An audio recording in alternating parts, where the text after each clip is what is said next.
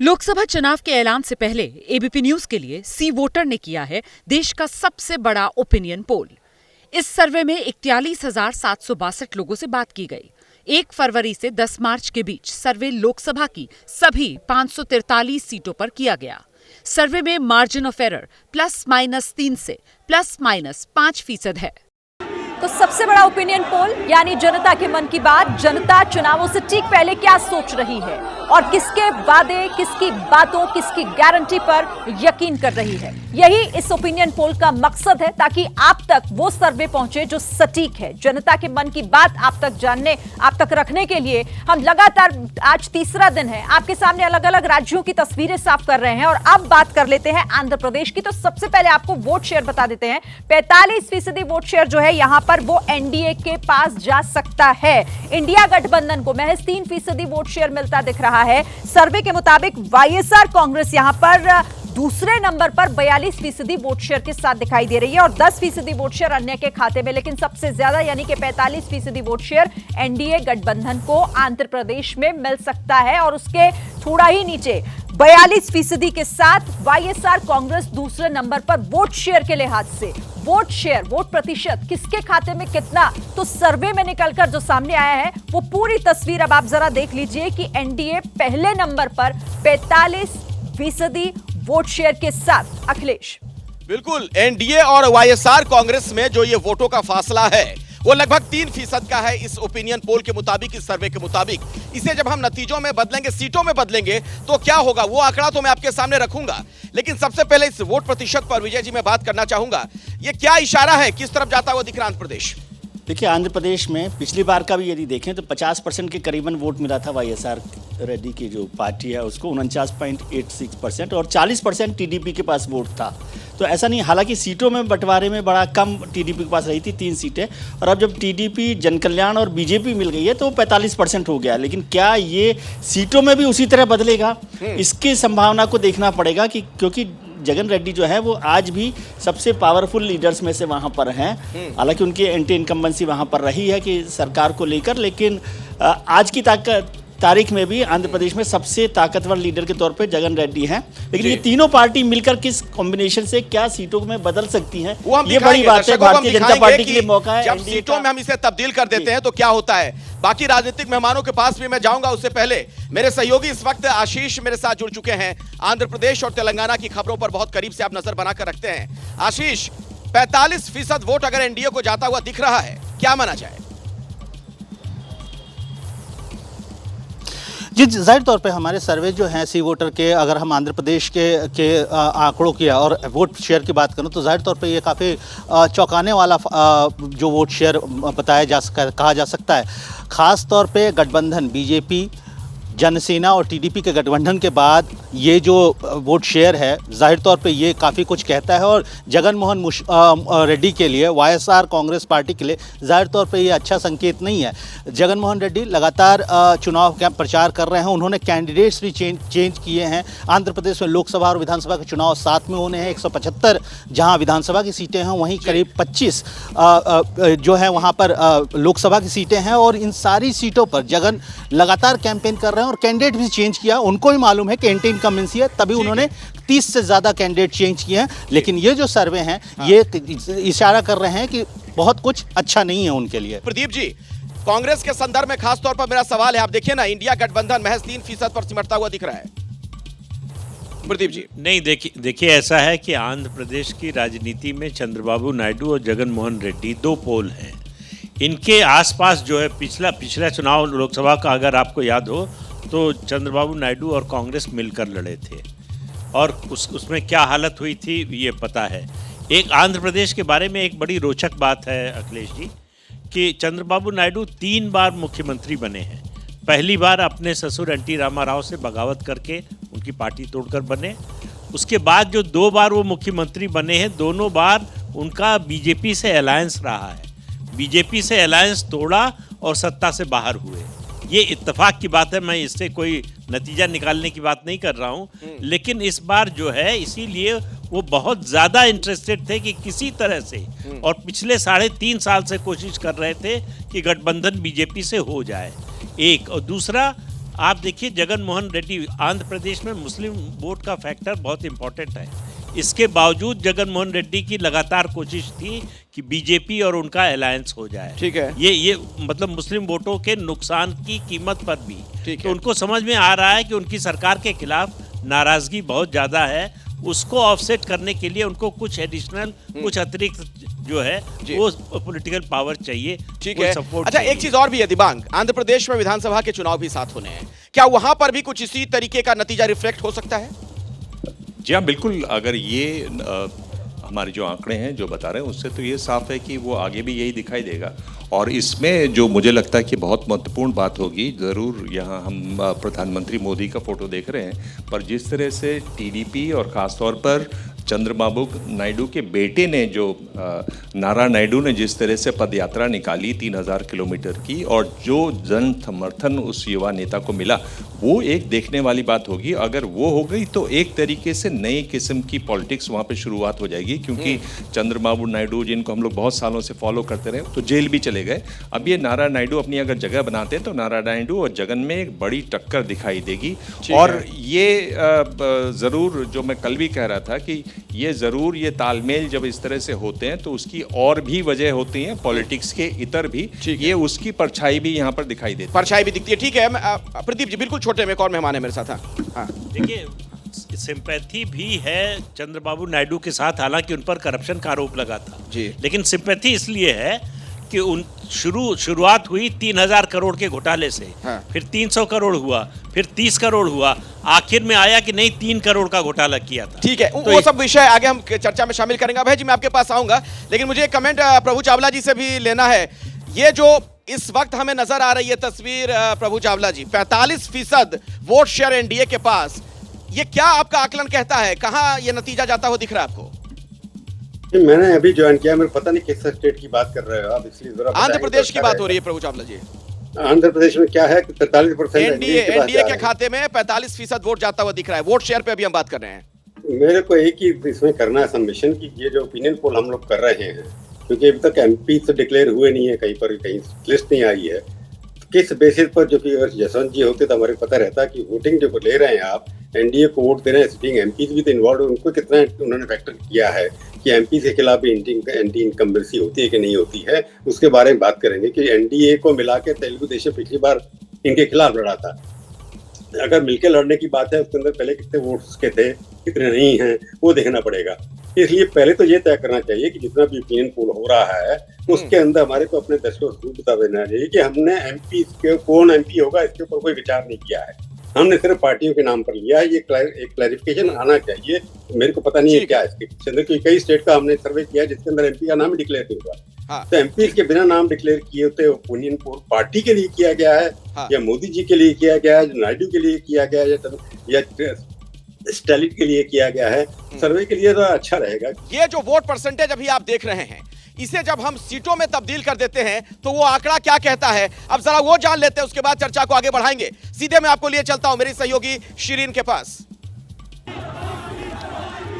बिल्कुल अखिलेश, ये vote percentage तो हमने अपने दर्शकों के सामने रख दिया कि किस तरीके से 45% वोट शेयर जो है वो एनडीए और 42% वाईएसआर कांग्रेस को मिल रहा है। लेकिन अब ये सीटों में किस लिहाज से कन्वर्ट होता है, किसको कितनी सीटें दे रही है जनता, इस सर्वे के मुताबिक लोकसभा चुनावों से ठीक पहले ये सबसे बड़ा ओपिनियन पोल। और देखिए अब आपके सामने तस्वीर सीटों की भी साफ हो गई है। 25 जो सीटें हैं, इन सीटों में से 20 सीधे सीधे एनडीए गठबंधन के खाते में और 5 सीटें वाईएसआर कांग्रेस को मिल सकती है। तो बड़ा नंबर 20 सीटों के साथ बड़ी जीत दर्ज करता हुआ एनडीए गठबंधन आंध्र प्रदेश में दिखाई दे रहा है, और इसी के साथ 5 सीटें यहां पर वाईएसआर कांग्रेस को, और इंडिया गठबंधन का खाता भी यहां पर नहीं खुलेगा इस सर्वे के मुताबिक, और साथ ही अन्य के खाते में भी कुछ भी जाता हुआ दिखाई नहीं दे रहा, शून्य का आंकड़ा। लेकिन 20 सीटें जो सीधे एनडीए गठबंधन को मिल रही हैं इस सर्वे के मुताबिक आंध्र प्रदेश में।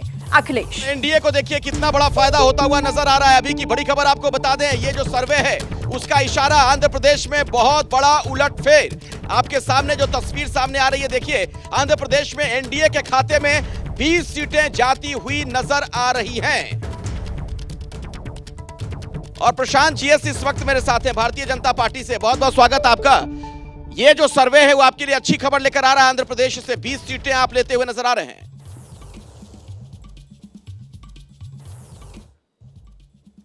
जरूर अखिलेश जी, क्योंकि हमारा जो अब की बार 400 पार करके स्लोगन है, 400 सीट लेना है तो आंध्र प्रदेश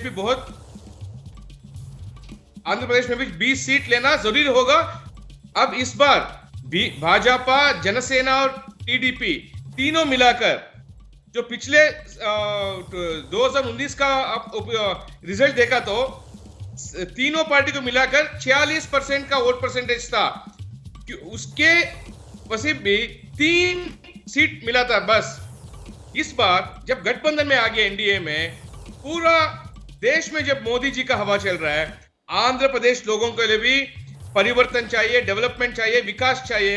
इसीलिए आप ये भी आश्चर्य मत होना कि 50% के ज्यादा लोग भाजपा, टीडीपी और जनसेना को वोट देंगे उधर। अभी एक और बात जो अभी चल रहा है, 2019 में दोनों टीडीपी और जनसेना बीजेपी के साथ नहीं थे। 2014 में थे, 19 में तीनों पार्टी अलग अलग लड़े थे। उसकी वजह से क्या हुआ था, हमारा वोट शेयर जो था, वोट बैंक जो था, वो डिवाइड हो चुका था। इस बार सब कुछ इकट्ठा करके ठीक है 400 सीट लेने में आंध्र प्रदेश से 20 सीट जरूर आएंगे। हाँ, एनडीए को 20 सीटें आती हुई दिख रही हैं और इसमें से 3 है बीजेपी की सीटें, जो जानकारी हमें मिल रही है। डॉली शर्मा जी कांग्रेस से हमारे साथ मौजूद हैं। डॉली जी, आप सुन रहे हैं बीजेपी के प्रवक्ता को, आपने सुना प्रशांत जी कह रहे हैं कि देखिए जो अब की बार 400 पार वाली बात हम कह रहे हैं, उसकी लकीर हम इसी तरीके से खींच रहे हैं। साउथ इंडिया में भी देखिए गजब कर रही है बीजेपी। जी, कितना गजब किया, सुपड़ा साफ है साउथ इंडिया में, पहली बात। दूसरी बात, पिछली बार कितनी बीजेपी की सीटें थी वहाँ? तेलंगाना में कांग्रेस की सरकार है और जिस तरीके से तेलंगाना के मुख्यमंत्री रेवंत रेड्डी ज़मीन पर काम कर रहे हैं और जो 6 गारंटी हमने वहाँ लगातार डिलीवर की है, चाहे 500 का सिलेंडर हो, चाहे महिलाओं को 2,500 रुपये हो, चाहे युवाओं को 5 लाख रुपए पढ़ने के लिए हो, चाहे वहाँ घर इंदिरा इंदुलू जो हमारी स्कीम रही जिसमें 5 लाख आपको घर बनाने के लिए मिलता था, उस स्कीमों को देखकर लगातार तेलंगाना से जो आंध्रा में संदेश जा रहा है वो साफ है कि आंध्रा में भी बदलाव आने वाला है। क्या बदलाव आने वाला? बदलाव तो दिख रहा है। देखिए आंकड़ों को, ये जो इंडिया गठबंधन के खाते में 0-0 दिख रहा है, ये क्या बदल जाएगा आपके मुताबिक? आपने छत्तीसगढ़ में हमारी सरकार बनवाई थी और छत्तीसगढ़ में भाजपा आ गई, तो आंकड़ों का तो ये हाल है। जमीन पर कांग्रेस है, दिख रही है और आप देखिएगा बदलाव आएगा। और ये आंकड़े भी आपके बदलेंगे, वोट भी कांग्रेस को मिल रहा है, सवाल तो ये है। आप देखिए तेलंगाना में, मैंने कहा हमारी सरकार है और जिस तरीके से आंध्र और तेलंगाना में लोग देख रहे हैं कि तेलंगाना के लोगों को आज रोजगार मिल रहा है, उनको 500 रुपए में सिलेंडर मिल रहा है, महिलाओं को फ्री बस सर्विस मिल रही है, लोग आज डिलीवरी चाहते हैं, युवा आज बेरोजगार घूम रहा है। तो ये बदलाव आप देखेंगे। इतना बड़ा बदलाव जो डॉली शर्मा दावा कर रही है, हो जाएगा क्या? देखिए, बात यह है कि एक तो आप जब लिखते हैं ना, ये वहाँ पर अलायंस में सबसे पहले बीजेपी को लिखते हैं, वो आप बेइंसाफी कर रहे हैं टीडीपी और जनसेना के साथ, क्योंकि वहाँ पर जो लीड पार्टीज़ हैं वो रीजनल पार्टीज़ हैं। दूसरा, देखिए 1999 में चंद्रबाबू नायडू जब यूनाइटेड फ्रंट के कन्वीनरशिप को त्याग के और चले गए अलायंस करने बीजेपी के साथ, तो व्यक्तिगत तौर पे मैं उनसे व्यक्तिगत तौर पे नाराज़ हो गया। मैं कहा ये आपकी राजनीति का क्या मतलब है, बेतुकी राजनीति है आपकी। तो उन्होंने मुझे पर्सनली बताया कि देखो, सिकंदराबाद में जब मेरे लोग जो है वो वाजपेयी को प्रधानमंत्री देखना चाहते हैं, प्रधानमंत्री 2 बार रहे, वो पूरा कार्यकाल नहीं कर पाए, तो इसलिए उनके साथ चले गए। अब चूंकि वो आए हैं मोदी जी के साथ, तो उनकी रीडिंग कुछ ऐसी होगी, ठीक है। लेकिन मैं ये आपको बताना चाहता हूँ कि अरुणाचल प्रदेश में लड़ाई बहुत टक्कर की होगी और सॉरी आंध्र प्रदेश में, आंध्र में लड़ाई बहुत टक्कर की होगी, क्योंकि अगर ये परसेंटेज अभी भी जगन मोहन अपने एक पूरे टर्म के बाद पा रहा है, तो इसका मतलब ये है कि लार्जली डिपेंड करेगा कि ये जो उसकी जो बहन जगन मोहन की चली गई कांग्रेस की तरफ, वो कितने वोट लेती है और कितने वोट कांग्रेस ले पाती है। आऊंगा आपके पास। राकेश शुक्ला जी, माइक उठा लीजिए। मुझे जरा ये बताइए, ठीक है यहाँ पर बीजेपी को उतनी सीटें नहीं मिल रही हैं, सहयोगियों को मिल रही हैं, लेकिन अगर सरकार बनने की सूरत बनती है तो साथ ही जाएंगे ना फिर? तो वो जीत तो एनडीए की होगी। जी बिल्कुल। अब मुझे लगता है कि टीडीपी और भारतीय जनता पार्टी का जो टारगेट है वो 1998-99 का है। वो 98-99 में मिलके लड़े, अच्छा प्रदर्शन रहा, 7 सीटें रहीं। इस बार परसेंटेज आप बिल्कुल बढ़ा के 20 तक ले गए हैं, तो इसका मतलब ये हुआ कि 2019 में जो वाईएसआर की पोजीशन थी, आज वो टीडीपी और भाजपा की होती दिख रही है। अब कांग्रेस की जो पोजीशन है, 2011 में जब वाईएसआर का गठन हुआ तो पूरी कांग्रेस एक नई कांग्रेस बन के वहां पे आंध्रा में खड़ी हो गई है। तो कांग्रेस का तो आधार ही कमजोर हो गया है। तो अपने आधार कमजोर होने का मतलब ऐसा कमजोर हो विनोद अग्निहोत्री जी हो जाएगा कि 0-0 दिख रहा है फिलहाल। इस सर्वे की मैं बात कर रहा हूं, इसी पे चर्चा हो रही है। नहीं, देखिए, आंध्र प्रदेश जो है वो स्टेट है जो कांग्रेस की सत्ता का द्वार उसने 2004 में खोला था। 2004 और 2009 में अगर कांग्रेस दोबारा सत्ता में आई थी तो वाई राजशेखर रेड्डी की मेहनत से और आंध्र प्रदेश से आई थी। लेकिन विभाजन के बाद आंध्र प्रदेश में कांग्रेस बुरी तरह कमजोर हुई और कांग्रेस का कोई नेता वहाँ नहीं बचा। किरण रेड्डी भी चले गए बीजेपी में, जो पूर्व मुख्यमंत्री थे विभाजन के समय। तो मुझे लगता है, लेकिन वहाँ एनडीए जो आप कह रहे हैं, वहाँ एनडीए तो दोनों ही हैं। जगन मोहन को भी एनडीए ही मानिए, वो चुनाव के बाद कहाँ जाएंगे ये तो स्पष्ट है। तो इसलिए उस लिहाज से अगर देंगे तो वहाँ मुकाबला Congress versus Jagan Mohan plus TDP plus BJP है। और वैसे में कांग्रेस का 3% स्वाभाविक है जो आप दिखा रहे हैं, मतलब जो हमारा सर्वे दिखा रहा है। लेकिन वाईएसआर शर्मिला की एंट्री ने वहाँ काफ़ी चीज़ें बदली हैं। अब कितनी बदली हैं कि एकदम से उलट जाए ये मैं नहीं कहता हूँ डॉली जी की तरह, क्यों मैं प्रवक्ता नहीं हूँ, लेकिन उसका भी थोड़ा इफेक्ट कांग्रेस के उस पर दिखना चाहिए कि उनकी मेहनत से कितना परसेंटेज वोट जो है आता है, कितनी सीट आती है। ठीक है, मैं अभय जी आपके पास भी आऊंगा, लेकिन जरा मैं ऑस्ट्रेलिया चलना चाहूंगा। मेलबर्न से प्रभु चावला हमारे साथ लगातार जुड़े हुए हैं। प्रभु चावला जी, एनडीए के खाते में 20 सीटें यहां पर जाती हुई दिख रही हैं आंध्र प्रदेश में। अभी वोट शेयर पर मैं बात कर रहा था पहले। बना कब था? हाँ, आंध्र प्रदेश में एनडीए बना कब था? मैंने सर्वे की रिपोर्ट पता नहीं कब उन्होंने सर्वे किया, क्योंकि आप मेरे को लगता है फरवरी से कर रहे थे सर्वे, और परसों तो ज्वाइन किया एनडीए। अभी सीटें बटी नहीं है पूरी तरीके से, कौन सी सीटें पे कौन लड़ेगा। तो ये एनडीए पहले कौन सा एनडीए था और 2 दिन के अंदर कौन सा एनडीए हो गया, मेरे को इसके बारे में थोड़ा स्पष्टता चाहिए, क्योंकि एकदम आप एनडीए जैसे किसी ने कहा। प्रभु चावला जी, आपको क्या लगता है क्या होने वाला आंध्र प्रदेश में, क्या हो सकता है, आपकी समझ क्या कहती है? भाई, आंध्र प्रदेश में जो आप तो एनडीए वर्सेस वाईएसआर ही कर रहे हैं। अभी किसी ने कहा कि हो सकता है एनडीए में वो भी हो सकते हैं शामिल। पर सवाल ये, जब हम ओपिनियन पोल कर रहे हैं, क्योंकि इस ओपिनियन पोल के अंदर हमारी साख जुड़ी हुई है, तो हमें अपने व्यूअर्स को बताना पड़ेगा कि एनडीए जब बना ही 2 दिन पहले अगर बना है, तो 2 दिन के अंदर, पिछले 15 दिन के अंदर जो ओपिनियन पोल कर रहे थे, उससे पहले क्या स्थिति थी और 2 दिन में कितना परिवर्तन हुआ, ये एक हमारा व्यूअर सुनना चाहेगा कि कितना परिवर्तन हो गया 2 दिन के अंदर। उससे पहले ये हो रहा था 20% थे या 25% वोट थे। मेरे को लगता है एंटी इनकम्बेंसी जरूर हो सकती है वाईएसआर के खिलाफ। जो नारा उनके बेटे ने कहा, बेटे की वजह से ही चंद्रबाबू नायडू पिछली बार हारे थे और बेटे की वजह से जीतेंगे नहीं वो। मैं क्योंकि अखबार चलाता हूँ वहां पर, मैं अखबार जाता रहता हूँ, काफी विजिट करता हूँ, कि बेटे को जितना वो आगे बढ़ाएंगे उतना ही वाईएसआर को फायदा होगा, जगन रेड्डी को फायदा होगा। चंद्रबाबू नायडू को अभी भी साख है, उनके नाम पे लोग अभी भी देने को तैयार हैं। परंतु समस्या ये है कि 2 दिन के अंदर क्या सारे बीजेपी के वर्कर टीडीपी के लिए वोट दे जाएंगे? अगर आप टीडीपी के चंद्रबाबू नायडू का भाषण सुनिए, जब उन्हें 2000 अभी थोड़ा सा जब एनडी से बाहर निकले थे, किस तरह की गालियां दी उन्होंने, तो बीजेपी के वर्कर क्या उनको माफ कर देंगे या उल्टा होगा? मेरे को लगता नहीं इतना जल्दी आपने जो सोचा है कि ये हो सकता है। मेरे को डाउट है कि इस तरह का रिजल्ट ठीक है, आपको डाउट है प्रभु चावला जी, आप कह रहे हैं आपको डाउट है, इसमें संशय है। चुनाव की तारीखों का ऐलान कभी भी हो सकता है और उससे बिल्कुल पहले ये सबसे बड़ा ओपिनियन पोल आप देख रहे हैं। बात अब आंध्र प्रदेश की हो रही है। हमने आपको दिखाया ब्रेक के पहले, एनडीए को यहां पर जबरदस्त जीत मिलती हुई नजर आ रही है। एनडीए के खाते में इस सर्वे के मुताबिक 20 सीटें आंध्र प्रदेश में जा सकती हैं। अभय दुबे जी, इसका मतलब आप क्या निकालते हैं, कैसे पढ़ते हैं आप इसे?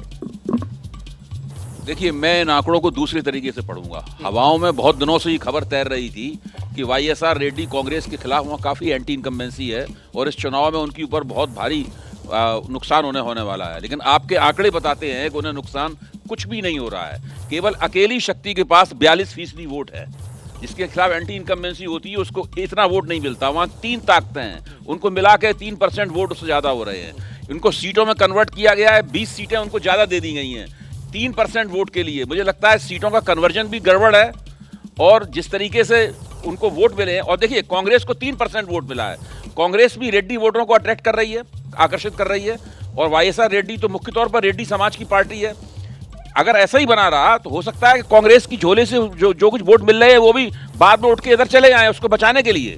जैसा कि आपको पता है, चुनाव की खबरों का मतलब एबीपी न्यूज। तो ना सिर्फ हम ग्राउंड जीरो पर सबसे पहले पहुंचे हैं कौन बनेगा प्रधानमंत्री कार्यक्रम के जरिए, बल्कि ये बड़ा ओपिनियन पोल भी आपके सामने लेकर हम उपस्थित हैं। और आंध्र प्रदेश की अभी बात हो रही है, जहां पर आप देख रहे थे ब्रेक के पहले जो आंकड़े हैं वो कह रहे हैं कि एनडीए को बहुत बड़ा फायदा हो रहा है। लेकिन मेरा सवाल अब सर कांग्रेस के लिहाज से है आपसे कि कांग्रेस को अगर इतना बड़ा नुकसान होता हुआ दिख रहा है इस सर्वे में, वजह क्या हो सकती है?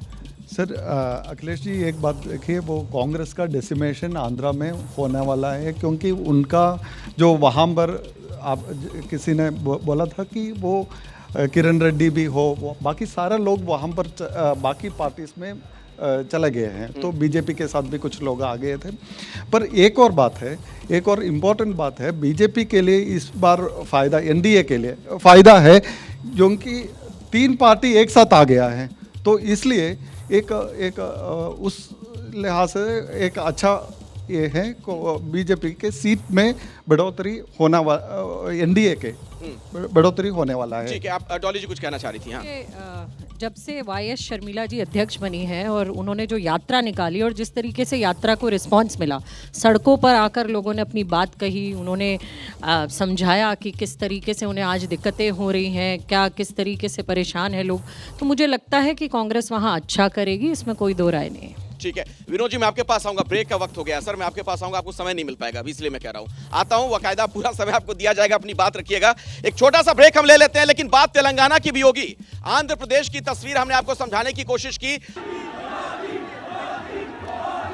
तो देश का मन, जनता का मुंह टटोलने के लिए सबसे बड़ा ओपिनियन पोल और इस सर्वे के नतीजे आपके सामने, एक एक राज्य की एक एक तस्वीर आपके सामने हम रख रहे हैं, जो बताने के लिए काफी है कि आखिर चुनावों से ठीक पहले जनता के मन की बात क्या है, कहां पर किसकी सरकार बनती दिख रही है, किसे झटका लग रहा है और किसके साथ जनता खड़ी हुई दिखाई दे रही है। और इसी तरह से अब जो बात हम करेंगे जिस राज्य की, वो तेलंगाना है। तेलंगाना में आखिर वोट शेयर किसको कितना जाता हुआ दिखाई दे रहा है। आपके सामने 17 सीटों का हाल, 25% वोट शेयर जो है वो बीजेपी के खाते में जाता हुआ दिख रहा है, 43% वोट शेयर कांग्रेस को मिल सकता है, 28% वोट शेयर बीआरएस और इसी के साथ 2% एमआईएम के खाते में जा सकता है और 2% अन्य के खाते में जा सकता है। पूरी तस्वीर आपके सामने 17 सीटों की वोट परसेंटेज के लिहाज से, यानी कि वोट शेयर किसको कितना जाता दिख रहा है। और 25% के साथ यहां पर बीजेपी दिखाई दे रही है और कांग्रेस 43% वोट शेयर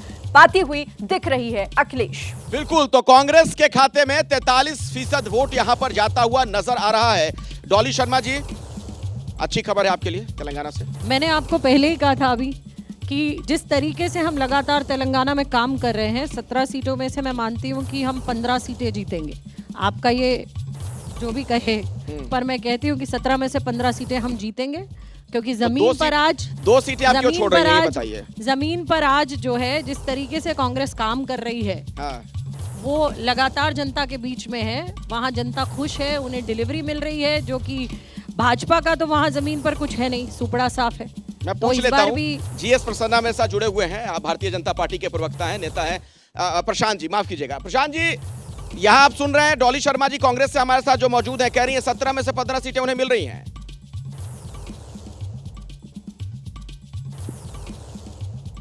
अखिलेश जी, आशा के लिए भी एक हद होती है। कांग्रेस पूरा देश में चाहे 40 सीट लेके आएंगे, पूरा देश में, उस 40 सीट में तमिलनाडु में शायद 5-6, केरला में शायद 14 या 15 सीट आ जाएंगे। उसके बाद पूरा देश मिला के कांग्रेस 40 सीट मिलने वाला है। देखिए, इधर थोड़ा वोट परसेंटेज ज्यादा है कांग्रेस का, हम मान रहे हैं उसको, बट एक बात आप याद रखो, भाजपा का पिछला 2019 में 19% की वोट परसेंटेज थी, 19.4, इस बार 25 हो रही है वो। इस बार जो हमारा कैंडिडेट्स है जी, अब हैदराबाद लोकसभा सीट लो, जो असदुद्दीन ओवैसी ये मानते हैं कि उसका 5th टर्म है करके, उधर हमारा कैंडिडेट जो है डॉक्टर माधवी लता, अब एमआईएम को भी टक्कर दे रही है। एंड लगातार जो हमारा पास एक एमएलए था, ठीक है, अभी 8 एमएलए हो चुका है विधानसभा में। भाजपा हर इलेक्शन में तेलंगाना में वोट प्रतिशत बढ़ते जा रहा है। बिल्कुल, वोट शेयर तो हमने देख लिया यहाँ पर किस तरीके से किसे कितना मिलता हुआ दिखाई दे रहा है, और कांग्रेस के लिए जाहिर है यहाँ से अच्छी खबर है। लेकिन अब ये कैसे सीटों में कन्वर्ट हो रहा है वो भी जानना जरूरी है, यानी कि किसके खाते में कौन सा नंबर गिरेगा। जल्दी से तेलंगाना की तस्वीर भी हम अपने दर्शकों के लिए साफ कर देते हैं। महत्वपूर्ण राज्य है और यहाँ पर आखिर जनता का मन क्या कहता है। वोट शेयर के बाद अब बारी है उन्हें सीटों में कन्वर्ट करने की। तो यहाँ पर अब देखिए 17 सीटों का ये लेखा जोखा, 10 कांग्रेस को, 4 बीजेपी को यहाँ पर मिलती हुई दिखाई दे रही है। बीआरएस को 2 सीटें मिल सकती हैं और एमआईएम के खाते में 1 सीट जाती दिखाई दे रही है। लेकिन 10 सीटों पर यहाँ कब्जा कांग्रेस कर सकती है। इन 17 सीटों में से 43% वोट शेयर कांग्रेस को मिल रहा है यहाँ पर सर्वे के मुताबिक, और 10 सीटों पर बढ़त बनाते हुए कांग्रेस तेलंगाना राज्य में। अखिलेश, कांग्रेस 10, बीजेपी 4 और बीआरएस 2। अब सवाल ये, बीआरएस के लिहाज से अगर बात की जाए तो 2 पर अगर बीआरएस है, इसका मतलब क्या है? मैं एक बार फिर से आपको मेलबर्न लिए चलता हूं। ऑस्ट्रेलिया से हमारे साथ प्रभु चावला लगातार जुड़े हुए हैं। ये जो तेलंगाना को लेकर सीटों का आंकड़ा है प्रभु चावला जी, इसका हम क्या अर्थ निकाल सकते हैं, क्या समझें? ये एक्सपेक्टेड लाइन पर है, क्योंकि अभी इलेक्शन हुए थे असेंबली के अंदर, उसके अंदर कांग्रेस का प्रदर्शन बहुत अच्छा रहा था। नंबर 3 की पार्टी नंबर 1 बन गई। हाँ, कि बीजेपी का भी प्रदर्शन अच्छा रहा है, उनके वोट परसेंटेज बढ़ रहे हैं, परंतु संभव सीटों में कन्वर्ट नहीं हो पा रहा है। मेरे को लगता है वहां पर रीजनल पार्टी जो है, जैसे बाकी प्रदेशों में दिखाई देता है, आपने वोटों में दिखाया, जहां पर कांग्रेस मजबूत होती है वहां पर रीजनल पार्टी भी कमजोर पड़ती चली जा रही है। तो इसलिए मेरे को लगता है कि रीजनल पार्टी का अंत एक एक करके धीरे धीरे अलग स्टेट में दिखाई देता है। और रेवंत रेड्डी जो पुराने विद्यार्थी परिषद के कार्यकर्ता रहे हैं, बड़े लड़ाकू किस्म के आदमी हैं, और शर्मिला के ज्वाइन करने से जो पुरानी वाईएस सरकार के कांग्रेस के लोग जो पट गए थे, वो भी इस कांग्रेस के अंदर जुड़ गए हैं। असेंबली चुनाव के अंदर इकट्ठे नहीं थे, परंतु अब जुड़ जाने से 1 और 1 मिलकर के 11 तो नहीं होंगे, और 1 और मिलकर के 6 तो कम से कम हो जाते हैं। मेरे को लगता है कांग्रेस के लोग छोड़ के जो जा रहे हैं, साउथ में देखा होगा आपने कि कांग्रेस के अंदर कभी बहुत बड़ा परिवर्तन नहीं हुआ है, तोड़फोड़ नहीं हुई है। हालांकि लोग छोड़ के जा रहे हैं, एक प्रकार तो एमपी जा रहे हैं। जो हमारा जो ओपिनियन पोल है वो डिपेंड करता है पार्टी के ऊपर, क्योंकि एमपी के नाम कहीं भी डिक्लेयर नहीं हुए थे, इसलिए एमपी को हम मान के नहीं चलेंगे। परंतु आंध्र प्रदेश, तेलंगाना का बड़ा स्पष्ट है कि एमआईएम भी है जो लिमिटेड है, वो कांग्रेस की तरफ जा सकती है, किसी की तरफ जाती है, उसकी बात है। परंतु रेवंत रेड्डी और कांग्रेस का रिवाइवल तेलंगाना से शुरू हुआ है, पहले कर्नाटका में हुआ था। साउथ के अंदर कांग्रेस, जैसे केरला में आपने दिखाया था, उनको 20 की 20 सीटें मिलने वाली हैं वहां पर। तमिलनाडु में उनका अच्छा प्रदर्शन है। तब आपने देखा सिर्फ ओनली हैदराबाद के जो आपने आंध्र प्रदेश का दिखाया, उसके अंदर मेरे को लगता है कि एनडीए बना, ये भी 2 दिन पहले था। उसके अंदर मेरे अपने क्वेश्चन है, अगर वो देशमुख साहब होते तो मैं पूछ सकता था उनसे। तो साउथ के अंदर जो अभी कोई कह रहा था 40 सीटें नहीं मिल रही सारे देश के अंदर, तो हमारा जो सर्वे बता रहा है उस हिसाब से देखें, आंध्रा को छोड़ करके 40 तो कांग्रेस यहाँ पर प्राप्त करी है। तो कांग्रेस का रिवाइवल और एएमके का भी स्टे करना अपने आप में ये साउथ की कहानी बता रही है कि साउथ इंडिया नॉर्थ इंडिया के मुकाबले से बहुत अलग पॉलिटिकली भी दिखाई देता है। हिस्टोरिकली भी यही है कि साउथ इंडिया हमेशा नॉर्थ जैसे दिखते जाता है, साउथ इंडिया दूसरी तरफ जाता है, और वहां पर कांग्रेस का रिवाइवल होता दिखाई दे रहा है, और बीजेपी नंबर 2 की पार्टी उभरती धीरे धीरे आ रही है। ठीक है, मैं आता हूं फिर प्रभु जी, आऊंगा आपके पास दोबारा भी, लेकिन आशीष के पास मैं चलना चाहूंगा। मेरे सहयोगी भी लगातार जुड़े हुए हैं। आशीष, बीआरएस के संदर्भ में अगर मैं सवाल पूछूं, 2 अगर सीटें, हाँ इधर, हाँ आशीष इधर है, हाँ आशीष, 2 सीटें बीआरएस के खाते में जा रही हैं।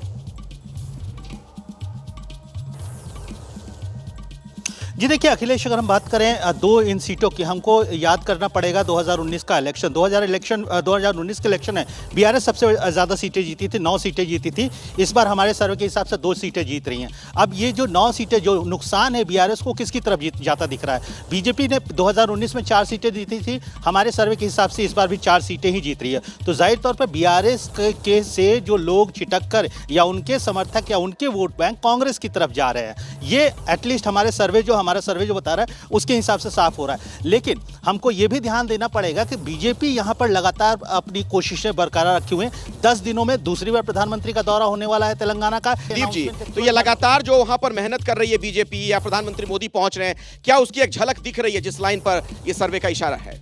नहीं, एक अच्छा ट्रेंड ये दिख रहा है कि एक स्टेट जहां रीजनल पार्टीज का बोलबाला था, वो आंध्र प्रदेश और तेलंगाना दोनों की बात कर रहा हूँ, हालांकि टीडीपी लौटती हुई दिख रही है, लेकिन नेशनल पार्टी बढ़ रही है। तो ये एक अलग ट्रेंड दिखाता है। अभी जो प्रभु चावला जी कह रहे थे कि जो है जहाँ जहाँ कांग्रेस बढ़ती है रीजनल पार्टीज कमज़ोर होती हैं, मैं कह रहा हूँ जहाँ जहाँ नेशनल पार्टी बढ़ती है वहाँ रीजनल पार्टी कमज़ोर होती है, और उसका इसका ये ट्रेंड जो है दिखाई दे रहा है देश के और दूसरे प्रदेशों में भी दिखाई देगा। ठीक है, विनोद अग्निहोत्री जी। हाँ,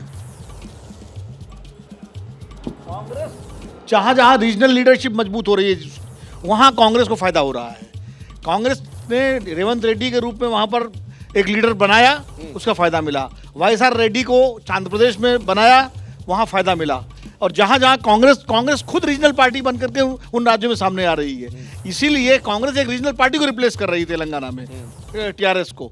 तो कांग्रेस जब तक इस बात को नहीं समझेगी, आंध्र प्रदेश में भी अब उसने शर्मिला को आगे किया है, कितना उसका फायदा मिलता है अलग, उसका नुकसान ज़्यादातर जगन रेड्डी को ही होगा। इसलिए कांग्रेस को ये बात समझनी पड़ेगी कि अगर उसको आगे बढ़ना है तो उसको अपने रीजनल लीडर्स बनाने पड़ेंगे। अभय दुबे जी, बीजेपी के खाते में 4 सीटें जाती हुई दिख रही हैं और बीआरएस के खाते में 2, क्या मतलब है?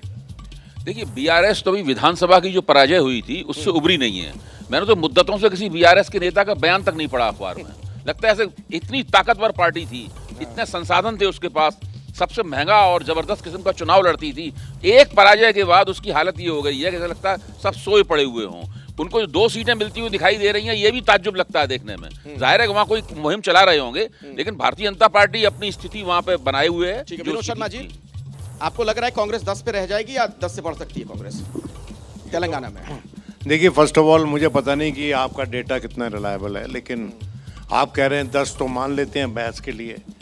देखिए, एक बात समझिए, कांग्रेस पार्टी और बीआरएस प्रथम पंक्ति में थी बाइफर्केशन की डिमांड पे।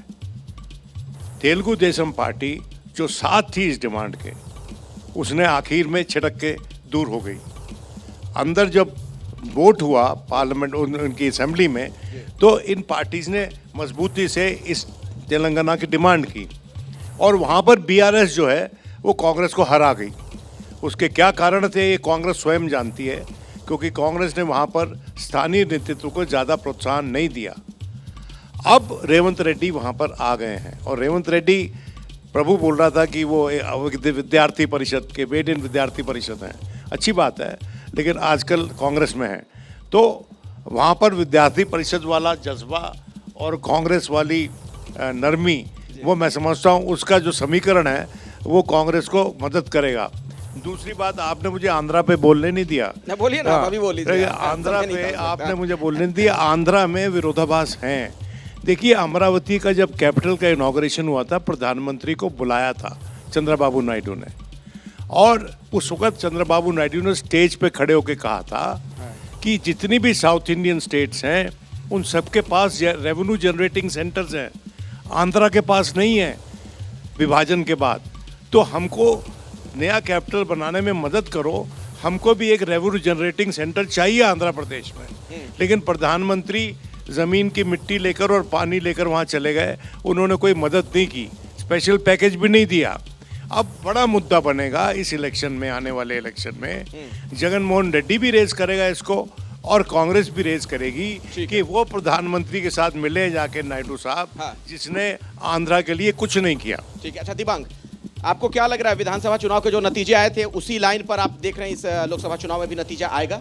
बिल्कुल का ये इशारा है। बिल्कुल, देखिए, और ये एक तरीके से रेवंत रेड्डी का टेस्ट है, और रेवंत रेड्डी जिस प्रकार के नेता हैं वो उसी तरह के नेता की कांग्रेस को ज़रूरत है अलग अलग राज्यों में भी, यानी जो ज़मीन पर लड़ता है और जो भी विरोधी हैं उसके खिलाफ बहुत मजबूती से लड़ता है, सड़क पर उतर जाता है।